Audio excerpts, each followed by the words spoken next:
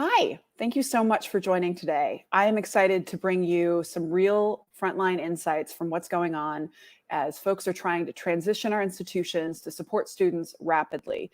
And that includes supporting faculty, that includes changing how we use technology, and a host of other things. I'm certainly not the expert about those things, but lucky for you, I am bringing two experts to the table who are going to be able to give you their perspective about what it's been like doing a lot of the work to transition an institution and support faculty and students. So I'm really excited to bring Richard Edwards, who is the director of Excite at formerly the Center for Teaching and Learning at UC-Riverside, and Israel Fletes, am I correcting? Am I doing okay? Cool. Is the director of academic technology at UC-Riverside. So thanks to both of you for taking the time to share with us today. Thank you. So can each of you, first we'll start with you, Richard. Can you share what did you do for Excite in the past? And then what did you actually do for the last 2 months? How has that changed? I would love for you to start, and then Israel, if you can go. Yeah, so the part that's just lovely about this, Bridget, is I started at UCR in November 2019, and I was the first director of the Center for Teaching and Learning at UCR. So prior to my being appointed, UCR really didn't have a separate center dedicated to teaching and learning. And so thankfully, this was something we have in place now when the COVID-19 emergency hit. And so starting back in November with Israel, we really started to put together what would be the components of a response unit at UCR that could help with teaching and learning needs. Little did we know that it was going to be, this robust a need so quickly. And so starting in March, one of the things that was interesting about being a part of the University of California Riverside system is the health commissioner in Riverside County closed our campus. We were the first campus to close in the UC system. And so we had to work very quickly from the beginning of March to get ourselves into remote teaching on a campus that really had no robust experience with online learning. And so it was really a challenge because we weren't able to just leverage like a pre-existing knowledge base. In many ways, since the first week of March, Israel and I have had to build a knowledge base on the fly, figure out the best ways to engage with this remote emergency situation, and support 3,000 courses that had to go into remote teaching in 8 days. Now, towards that end, Israel and I were very fortunate that the provost of the university put together 2 task forces that Israel and I have been able to either lead or co-lead. One was the Continuity of Teaching Task Force, which took the team from the Center of Teaching and Learning and merged us temporarily with colleagues from the Library and Information Technology Solutions so that we had a more robust staff presence to meet the present challenge. And then we also are part of an informational technology task force where Israel and I, along with many other leadership members of the university, are actually looking at ways, even during this crisis, to come up with new solutions, even at the level of enterprise technology. And we'll be happy to share how we've been doing this, both for meeting the short-term need, while also thinking long-term. Great. Israel, can you share a bit? Sorry, I'm getting in the frame. Can you share about your role prior and just add in terms of what you saw that you had to do differently over the past 2 months so folks can get a sense of the context? Sure. So we've been focused primarily on technology tools for instruction and supporting faculty in their pedagogy. This turned into a wider campus initiative where we're helping other groups on campus with their technology needs and how they can reach other their own constituents. It was an interesting times because when COVID-19 started hitting our books, Richard and I started going on a faculty roadshow. If before we're creating tools and support programs so faculty can sort of engage with us, now we're actually going to where they are. And we went on a roadshow with all as many departments as we could to try to explain to them what it is we had, what kind of resources, what we are working on, and who we are.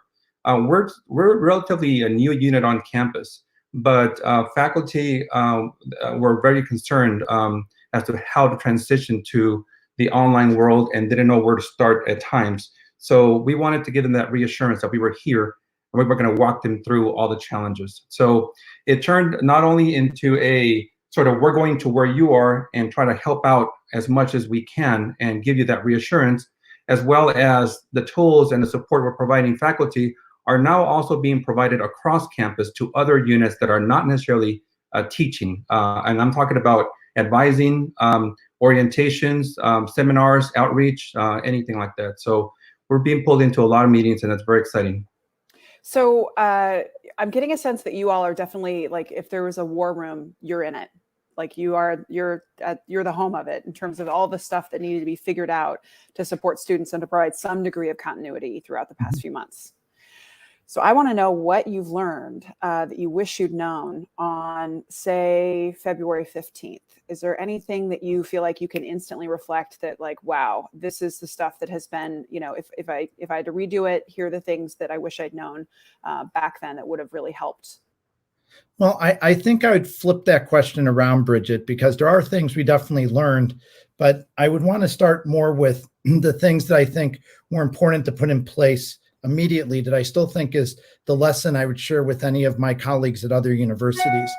The first thing Israel and I did was we actually limited choice, because we realized that without a robust background on this university with online education, we were getting inundated once there was a mention of campus closure with a lot of requests of people wanting different tools, or can I use this? I just found this on the internet. I want to do my course this way.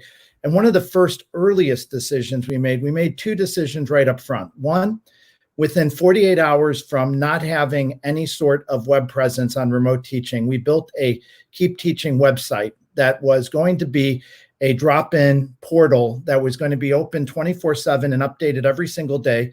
And we've been updating it every single day for 6 weeks to have a central message for the faculty so that we didn't spam them. We didn't want to rely on email. We really wanted to have a destination that we could keep telling the faculty, if you want to know what's going on, go to the keepteaching.ucr.edu and you'll find the information. The second thing we did was we enforced our current stable of enterprise level software solutions. And so while there were a lot of faculty members who didn't want to engage with the LMS, were a Blackboard campus, or wasn't happy with all of our video solutions, we said temporarily as we were going into the spring quarter, we have to support a more limited technology portfolio because we're a small team. And those, I think, were very important early decisions that helped us build a lot of trust. If there's one thing that I think is absolutely crucial in this point, at this point in time, is no matter what any of these teams are, and every campus has a team like Israel and I's team, is I keep reminding my team that we're in the trust business. We got to make sure that the faculty members know that the information we're giving out is correct and solid, and we have to be problem solvers, but we can't problem solve every single problem. We have to prioritize, and we have to have a systematic way to say, this is where we're investing our time and where we're not investing our time. So the lessons we learned were very important early critical decisions that actually has created a lot of trust. So even as we kind of upset some of the faculty members by being fairly rigid with what we were going to offer, that built trust that they knew that they could depend on us. And what we're also in the process of now, and it's part of a complicated point to get out, but we also made the promise that as we were hunkering down on our existing solutions, we were also in the background going to be looking at better enterprise level solutions. And we're on the process of trying to put in together what we're calling the UCR Digital Campus, a new infrastructure by summer, as a both and effort, remote teaching for the spring using existing technology, but then improving what's available for the faculty on the summer. Great. Anything else you would add, Israel? The only thing I want to add, I agree with everything Richard said. The only thing I want to add is I've been on campus for 25 years, well, actually 20 years, and I pride myself on knowing all the different faculty groups. But even with that, I think I wish I knew where all the different faculty channels are, all the different, where I can get to them and reach more, because Richard and I were very good about going on this road tour that I mentioned with different faculty groups, different departments, different divisions in the colleges. But even with that, some of the communication was dropped. Yeah. And No, but I wish that we had more access to the different channels. And this, I'm talking about informal channels that we can reach to and make sure that the message is getting to everybody. Mm-hmm. Well, and I think that's a great point, Israel, because this is one like behind the curtain that helps other campuses too. Mm-hmm. When we discovered that, so we noticed 2 weeks into our effort that the information was unevenly distributed. And so one of the things we did was, beyond asking for invitations to the different departmental meetings, and the campus has 47 departments, and we probably have met with 25% of the departments at this point, just face to face. We started to put in, through these task forces, a way to really start to clarify the messages. So one of the things that I think UCR has done well, that's a very replicatable model, is I am on a call every week with all of the associate deans for instruction. So I can put out a message, and then we learned that not all of that information filtered down to the chairs. So Israel started to figure out a way to message the chairs separately so that we would replicate that. But then even beyond that, we created, within the first week of this initiative, a special help desk ticket that just went to remote teaching. And we just bypassed the normal system. And we used that to get communication from the faculty side. And we said, ask us anything. Don't think you just have to ask us a tech question. You can ask us a pedagogy question. You can say, I don't know where my TA is. Part of what I think is the key to a robust response is, while you might have to toe the line on how you're supporting enterprise level software, because I can't support 5 LMSs, and I can't just approve every video solution because we got to be FERPA compliant, and I have to have a captioning solution, all this stuff. The one thing you can do, which I just think is awesome, is you can just be a problem solver with the faculty on stuff that, is not the glamorous part of the job. One of the things Israel and I did was, right in that first week, we actually did an assessment because we actually are part of undergraduate education, and there are different types of silos, like all universities have. But we realized that we had 600 remote discussion sections with teaching assistants. And so we went into a partnership with the Dean of Grad Division the first week, even though that's a different division and we don't typically put the faculty with the teaching assistants. We realized our solution had to be robust. And so on our Keep Teaching page, we had a separate set of instructions to help teaching assistants. And then we realized that in the sciences, these teaching assistants needed ways to do whiteboarding with Zoom. So Israel and I purchased 100 Wacom tablets for the teaching assistants and just distributed them. We just used our emergency powers to purchase stuff, but, no one was asking us to do it. Undergraduate education doesn't typically buy 100 tablets for graduate students, but the Continuity of Teaching Task Force couldn't be choosy. We knew we just had to problem solve. And I guess what the point I'm getting at is, communication and trust are really all Israel and I have been trying to build. Now, behind the scenes, you got to do all this problem solving, but the interesting part is we really trained the Continuity of Teaching Task Force not to be non-responsive to requests. We said, if we're building trust, if a faculty member is asking a non-technical question, we still reach out to them. We still call them. We still say, maybe, what can we do to help? And all that over the last 6 weeks has built a tremendous amount of trust that filters up to the height of the university. And the part that is also a major part of all this that, is always hard to get out in these short conversations. But then the other part is, it creates a spirit of ingenuity. And so, one of the success stories we've had at UCR is we couldn't go to a third-party vendor to buy online proctoring because none of them were accepting new contracts. And so because of that, our team had to invent its own online proctoring solution.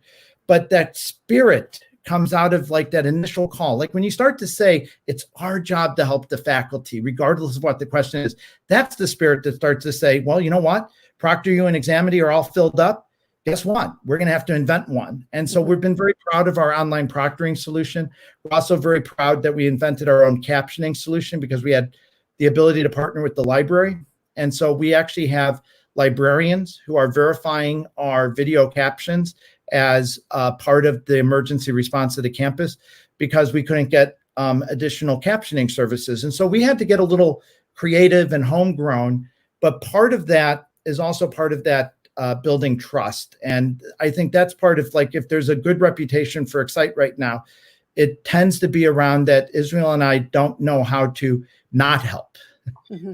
And that's exactly it, because Richard mentioned the ticket system we created. We're getting tons of tickets coming in there, and we try to solve all of them, of course, in a very timely manner. But it also means that we're getting tickets that we normally wouldn't be solving for people. Mm-hmm. We're getting a ton of questions of things that are not related, but they are related to the remote experience, but not necessarily remote teaching. Well, here we are putting people in the right place, connecting them to the right channels, and we're the right people. We're still seen as problem solvers to the campus, but we just know who to go to. Yeah. And I know that, for instance, Richard, the first time I met you, you were vetting virtual lab solutions, and you were trying to find other solutions across other institutions and other entities. Was that typically something you would have been doing prior to this, or was that another one of the new hats? Yeah, another one of the new hats. And Bridget, this is where the UIA was just extremely helpful. So, conversations we had with Arizona State really put us on a good footing for the solutions. And again, part of this, the message I'll just keep sharing out is the part that I like about the team we have at UCR is we just adopted a can-do attitude. We never said, we don't know this, we can't do this. We always said, what don't we know? How can we find out about it? And how can we get this fix in place, in 6 days or less? And so after we talked to Arizona State and we understood what they had been doing because of their more robust experience in online education, which we didn't have at UCR, it allowed us to go in a couple different ways. So for example, Israel built camera kits in a bag that we just dropped off at the wet labs. And they really and so because the campus is closed, there are still essential personnel who can go into the wet labs. And some of the hard sciences that really wanted to have the TAs demonstrate their lab experiences, we just dropped off camera kits. We purchased them as part of our emergency COVID allotment of emergency funding, and we dropped that off. And then at the same time, the library bought this wonderful journal of online virtual experiments, and some of the faculty members just loved this curated set. And I'm still working on in the background. It just takes time to make some of these cross-campus partnerships work. But I'm still very interested in seeing if there's a way to, build a stronger bridge with Arizona State that has some excellent online virtual labs and have some of our faculty members to adopt it. Because of the timing, and we're trying to do all this in a compressed time frame, it was just really hard to build that faculty relationship. We're still looking at maybe building some of this for the fall. So we haven't dropped the ball on that. And then the other part with just the virtual labs is just, it's just a metaphor for everything that pops up, from virtual labs to we had an issue with the English department wasn't sure how their art courses were going to work because they were studio courses. And so we worked with them to buy brand new software packages for virtual sharing of artistic resources. So like for the video program, they didn't use Vimeo Pro prior to remote teaching, but within, again, a week, we vetted and got a Vimeo Pro license up for the video department so that students could remotely share footage. We also were starting to work with, just basically, even within this crisis, how to make sure that all of the students who didn't have devices could have devices. So the Instructional Technology Task Force, which is bigger than just Israel and I, which also has the CIO and the Associate Provost as a part of it, we did a survey of our students that were going to struggle to have devices and hotspots in order to participate in remote teaching. So we created the Loan to Learn program within 2 weeks of going virtual.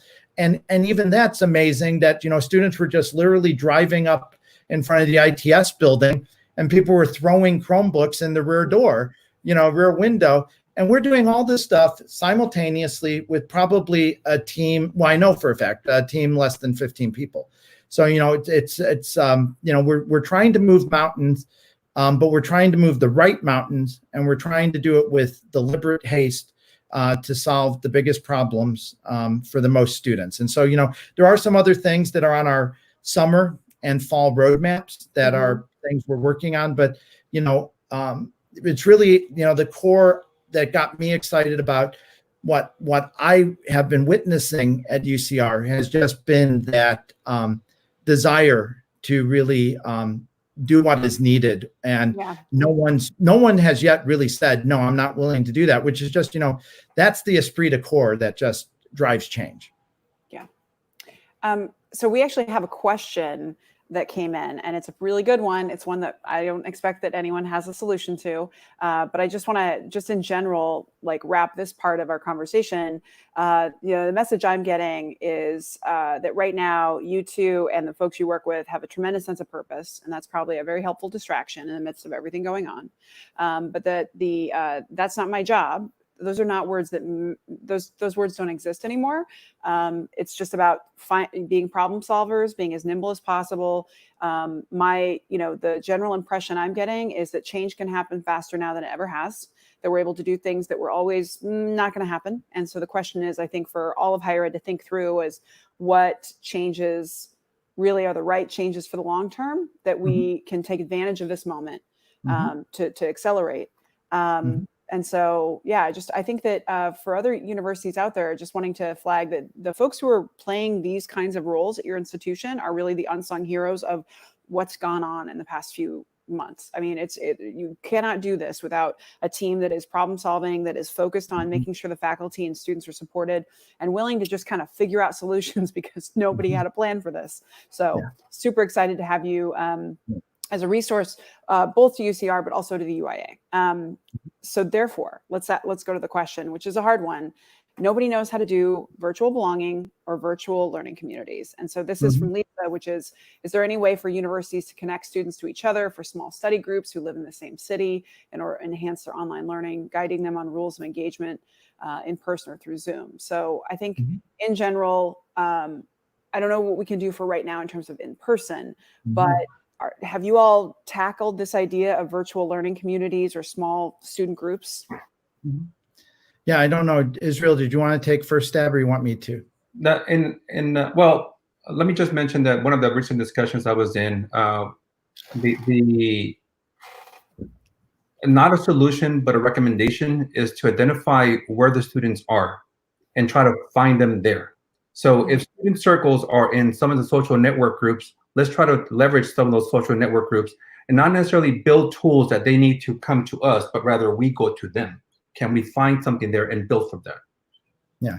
So I have a couple different thoughts. So one of the things we're working on, so I have a background building MOOCs. So I started building MOOCs back in 2012, these massive open online courses. And so the idea of community has always been a core part of my research into the future of teaching and learning. And one of the things that my first forays into building this type of social community, for those of you who are old enough to remember, so like put on your 2007 hat. So back in 2007, 2008, I was playing with Ning groups and Second Life because I was really interested in what virtual participation in teaching and learning looks like. Ning groups definitely morphed into Facebook groups, and something like Second Life really isn't on anyone's radars right now. It's always funny, like we were building these virtual campuses 12 years ago when we didn't need them, and now they're not being used nowadays. But the issue Israel and I are looking at is the question that was the challenge question from UCR for us is, if we have to go remote in the fall, how are we going to create a feeling of student connectedness to the campus for especially first-year students who don't have any prior experience with UCRiverside. So one of the things Israel and I are looking at right now is we're looking at possibly the role of Slack for education to really get students to be in different types of Slack channels so that they could have these types of study groups so that they can do it, and looking at Slack at the enterprise level so that it would be a hosted solution, and especially trying to open this up for first-year students so that we could have some type of central messaging to help orient and support students. In addition to that, at the same time, Israel and I are working on ways to get more study groups put together, and we're currently examining different types of software solutions that I can't talk about because some of these are dependent on other decisions being made. But the importance of this is undeniable.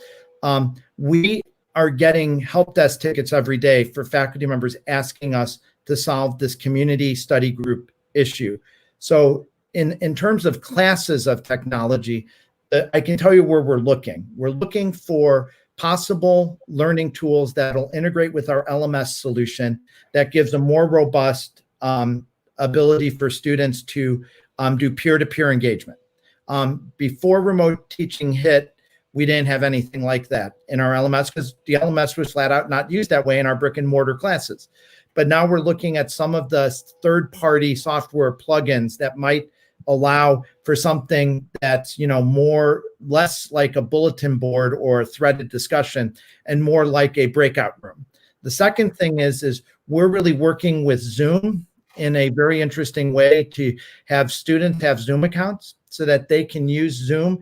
Now they are not able to get the pro accounts, and so their sessions time out after 40 minutes, but students can do Zoom for virtual discussions. And we have issued just, I don't have this week's number, but as of 2 weeks ago, the last time I saw the numbers, we have a campus of, I forget how many, 22,000 plus, Israel. We have 18,000 student licenses on Zoom. So we're almost getting to this 100% saturation. So Zoom accounts, students can build study rooms just like we're doing this conversation right now. And then the third one we're looking at are these third-party tools, of which Slack or Microsoft Teams are that genre of collaboration. And we're looking at which ones we might want to support campus-wide starting in the fall, because we have nothing on the student side at that level. And for example, one of the ways we work as a team in the continuity of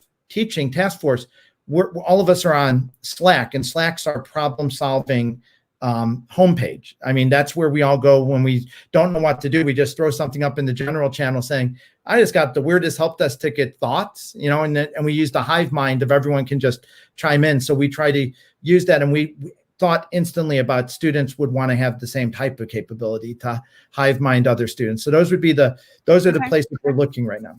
Well, that's great. Well, those are great solutions. So thank you for the question. And I know that that's something that's top of mind for a lot of folks. And hopefully, as you surface more solutions, you might be able to stay in contact, and we can bring you all back on to try and share how we create virtual connectedness between students. That's something every institution is struggling with. Virtual belonging, virtual learning communities, just all of it. We have to figure it out no matter what the modality for fall term, because even if it's modified, this is this student-to-student fabric and accountability is really something that we know is critical for student support. So for folks who are looking for more information, remember you can go to keepteaching@ucr.edu. But again, I just want to thank you, Richard and Israel, for taking the time and sharing with us. And we are so grateful for the work that you've done to keep UCR moving and to share with the broader community. Thank you. Thank you, Bridget. All right, thanks everybody.